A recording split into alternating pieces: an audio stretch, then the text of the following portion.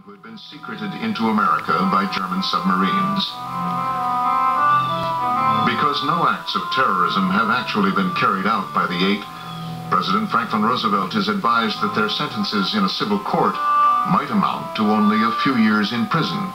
Roosevelt was very, very determined to send a message abroad for anyone who would do this, that there would be a death sentence. FDR contacted the Attorney General, Francis Biddle, and said, look, these guys are guilty of high treason. I don't want you to split hairs, Mr. Attorney General. Just hang them. America is treated to a parade of damning evidence found against the saboteurs that galvanizes public support for swift and severe justice. Roosevelt announces the eight will face a military tribunal, a rarely invoked legal process that allows the FBI to keep the details of the saboteurs' easy landing on American soil a secret. The tribunal would conceal the real story from Germany, that the FBI had foiled the mission only because of help from George Dosh, and it would allow the government to seek the death penalty. Finally, the eight saboteurs are asked to testify.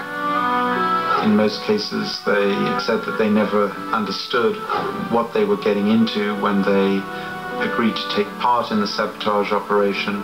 Most of them claimed that they had never really intended to conduct sabotage attacks on the United States, had just wanted to come back to the United States.